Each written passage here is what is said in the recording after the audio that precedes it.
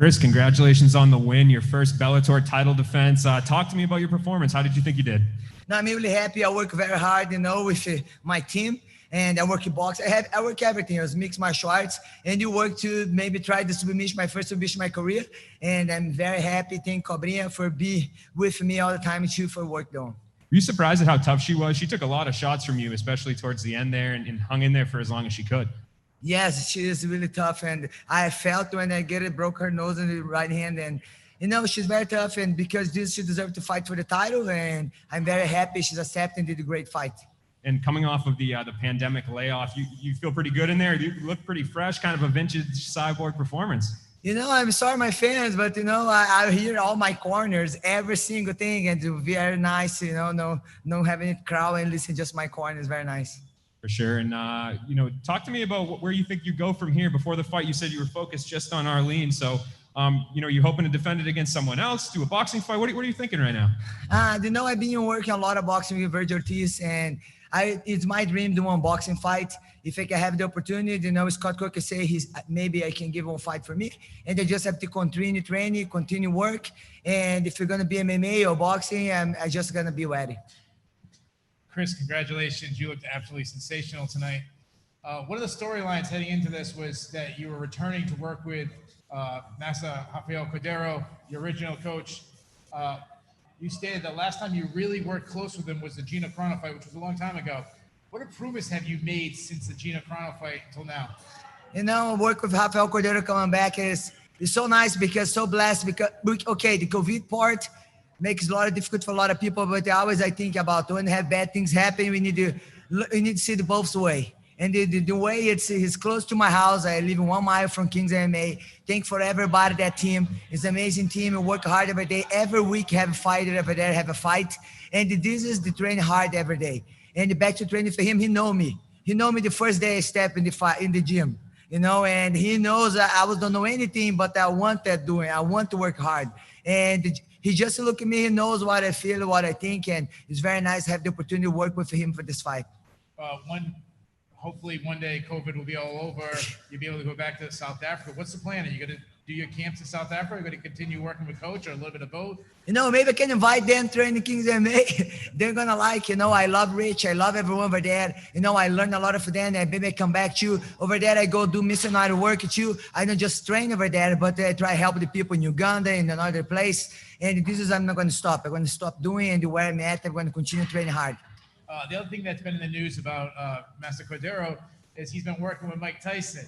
Any chance you got to learn some tips from the former champion? Everybody playing for me. Cris, when you going to do sparring? Mike Tyson said, I have to wait my fight after maybe. I'm joking. It's a legend. I watch him with my dad when I was a kid. Little bit because I would never like a fight, but I watch his couple fights in Brazil. Everybody loves boxing, and see Rafael Cordero. He's worked so hard, with all the fighters, and see work with Mike Tyson, just his dream coming true. And he's never had the dream. I think show up for him and see how it's going to work our lives. He's have a plan for us we didn't even think about. My last question, and you refused to name your next opponent. You never have. If anybody has ever deserved to name the next opponent, it's probably you. That said, one opponent you're always going to be linked to is probably Amanda Nunes. Scott Coker has gone on record many times saying he believes you're the greatest female fighter of all time. A lot of people agree with him, but there's also that camp who says Amanda Nunes is the greatest fighter of all time. Do you care who's the greatest? And if you do, who do you think is the greatest? You never hear I'm saying anything about that. But if the people say I'm the greatest, I hear them, but I continue to work hard every day. And if the opportunity to have a fight again, she knows she don't run away about the rematch. And I'm continue to work hard. And if God give me the fight again, I'm going to be ready. It's going to be a different story. Thank you. Cyborg, you just seem like you're having so much fun. Can you walk us through what it was like fighting for a title with no fans? It's very everything different. It's a lot of things that let the protocol have to change and the people be different in the room. But this is one thing is nice. You get a fox or a fight. I always stay locked out in my room anyways in the week of the fight. And a lot of things don't change for me. But it's sad a little bit because fans love watching MMA. But for sure, they watch everybody at the house and with his family and they enjoy the time. It's happy to come on back. You know, coming back better than nothing. It's very nice to have the opportunity to fight this time. Yeah, for sure. You were throwing 10-piece combos without breaking a sweat almost. When can we maybe see you coming back into the cage? You know, I'm ready. I continue training. If Scott Coker is going to be putting me as soon as possible, I'm here. I'm here to fight. I have to rush. Donna?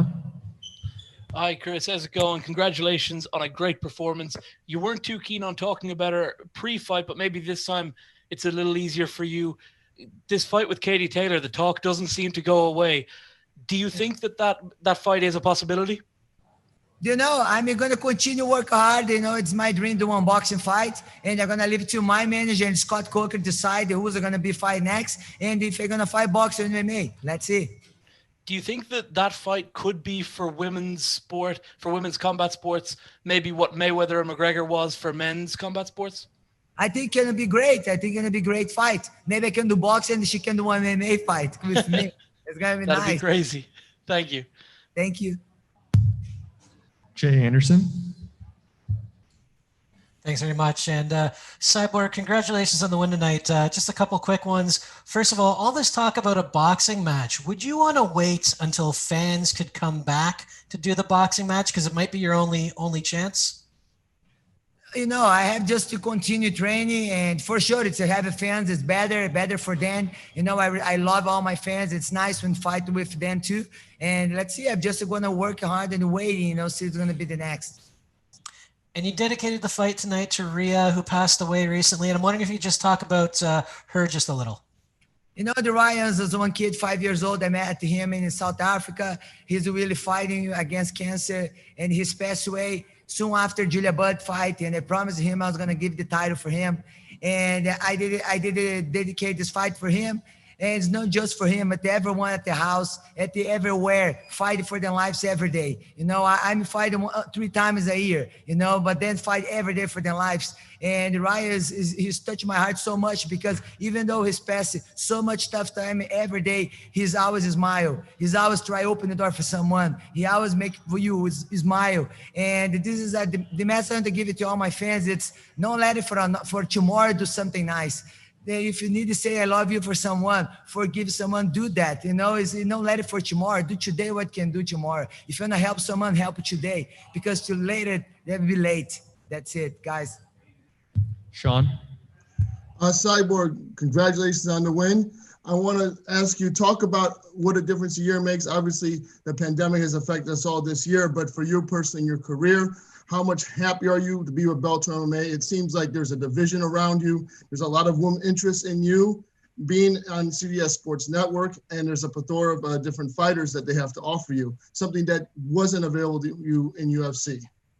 You know, I just very happy that Scott Coker gave the opportunity to fight on CBS Sport Network the first time.